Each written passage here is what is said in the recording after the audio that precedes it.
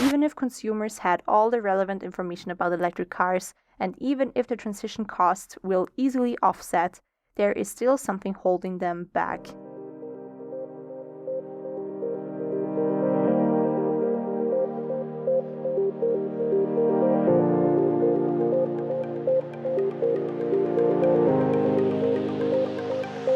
I welcome you to the 17th episode of Let's Talk About Electric Vehicles. My name is Teresa, I'm an economist, and in this podcast I talk about general challenges that come along with an electrified transportation system. When I myself am curious about something, I dig into the latest academic research and I try to find answers, and then I share my acquired knowledge with you here on this podcast. Today we talk a bit about economics. More specifically, we will talk behavioral economics, meaning why do people behave the way that they do? In this context, why people don't buy electric cars even if it was the better option. Without further ado, let's get started.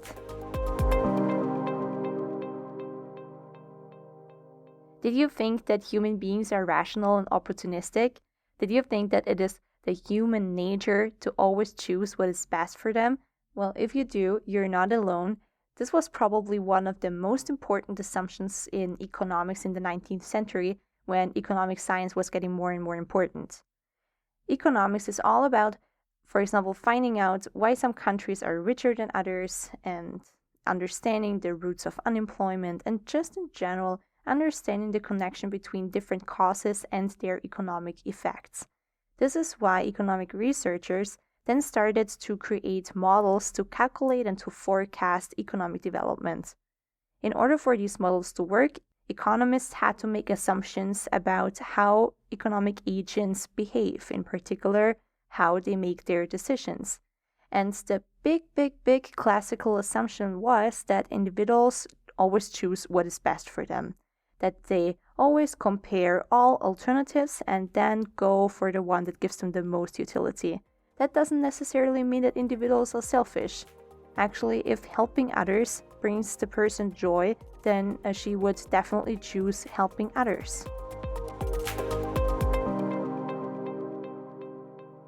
So this was a basic but crucial assumption for all of these economic models. But as soon as economists started to do the first practical experiments in the early 20th century, it was clear that this assumption is wrong. Individuals only choose what's best for them if the choice is sufficiently simple. It is not always obvious which of the options will give the maximum output. Okay, so what does this whole economics lesson have to do with electric cars?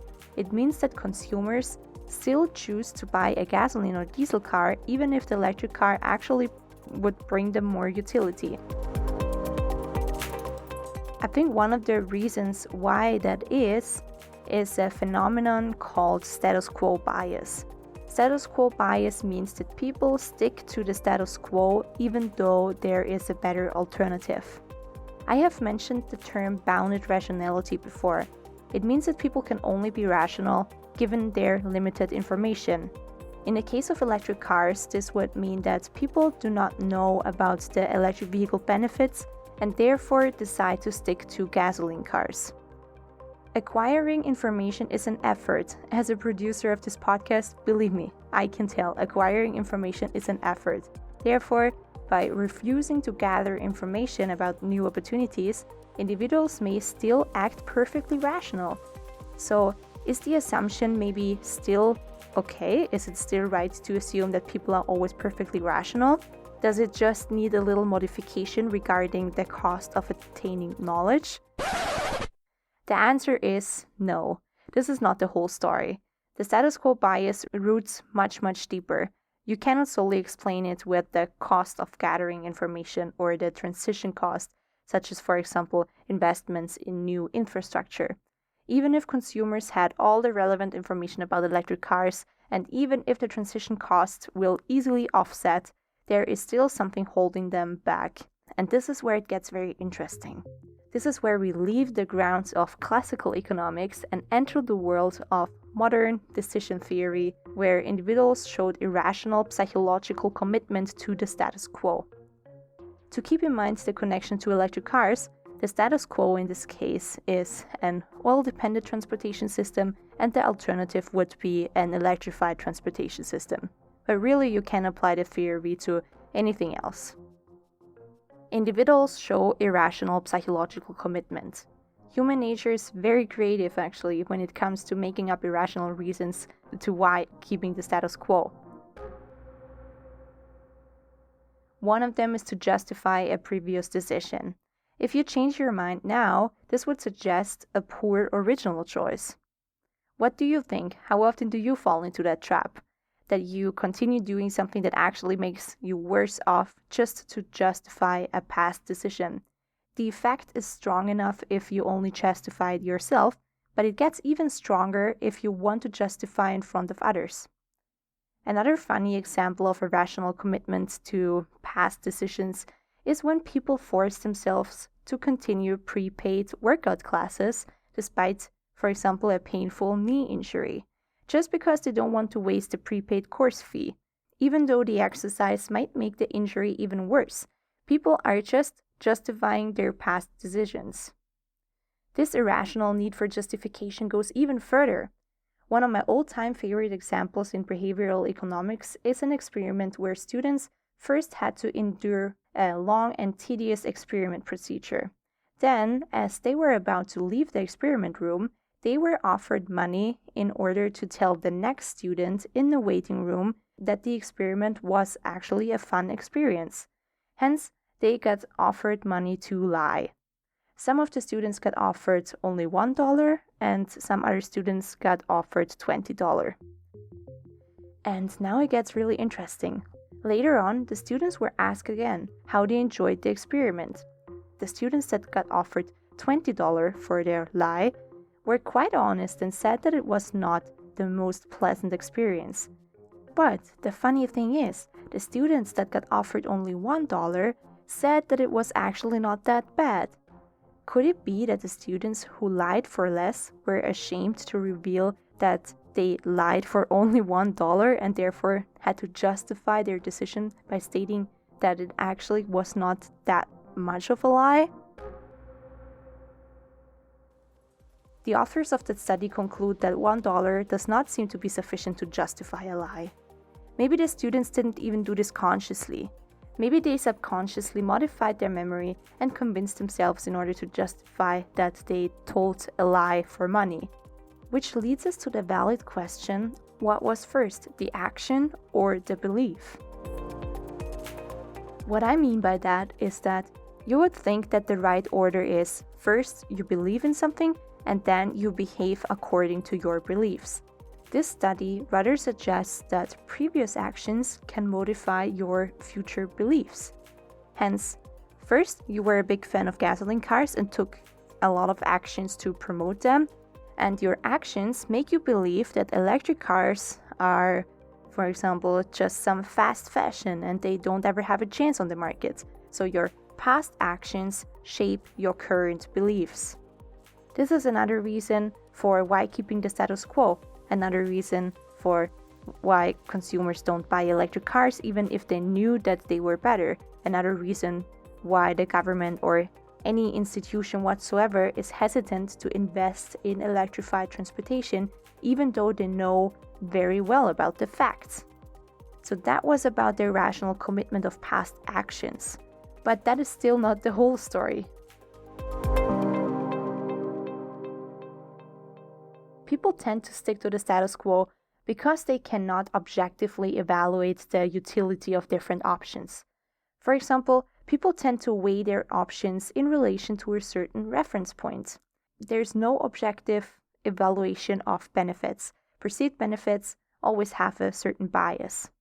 A typical misperception is that potential losses seem to loom larger than potential gains, meaning that an individual's enthusiasm about gaining €50 is not as big as his misery about losing €50, even though it objectively is the same amount of money.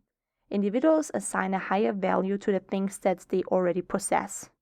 They evaluate the outcomes or the utility according to the context. It may sound intuitive to you right now, but what it does is it contradicts the classical assumption of rational behavior. It is an asymmetrical comparison in a way that it supports the status quo option.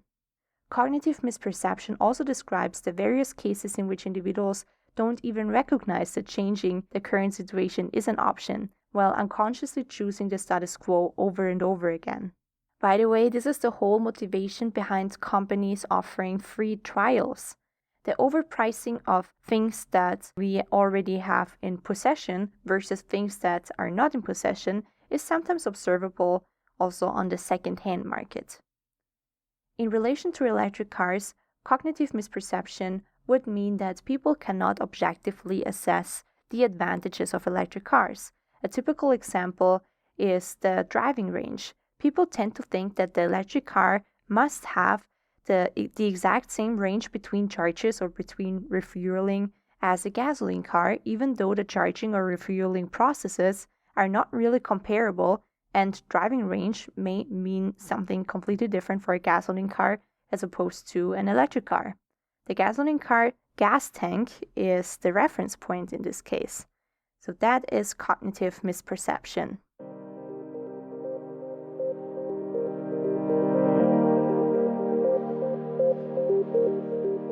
Why do people refuse to drive electric?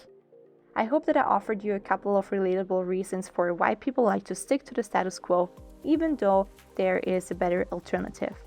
As an EV enthusiast, which I assume you are since you're listening to this podcast, you may have experienced frustrating situations where people refuse to believe in the benefits of electrified transportation. Now, you know that this bias for the status quo has many reasons. It could be the result of rational analysis of benefits and costs, but it could also be the result of irrational commitment to previous decisions or due to cognitive misperception. I know it all sounds very psychology related, but honestly, this has become a huge part of economic science nowadays. That is it for today. I hope that I could teach you something new. If you now start questioning your own decision process for the next couple of days, that is completely normal. It happens to me every time after I talk about the reasons for the status quo bias. There's one more thing I'd like to say before we say goodbye for another week. I am currently working on a Patreon account. Patreon is a platform where content creators can offer some additional material benefits in exchange for a little donation. This is absolutely voluntary, and there will still be weekly episodes completely for free, but if you would like to support this project, there will soon be an opportunity. But for now, you will as always find all of my references and contact information in the show notes. Please don't hesitate to reach out to me for feedback or for topic suggestions. I know that I'm sometimes a bit slow in responding, but I read every single message that I get and I follow every suggestion that you give to me. Keep in mind that I'm just a single person who does this in her free time, so sometimes I wish that they had more than 24 hours. Next week, we will talk about electric cars and their actual impact on urban air quality. Have a wonderful week and goodbye!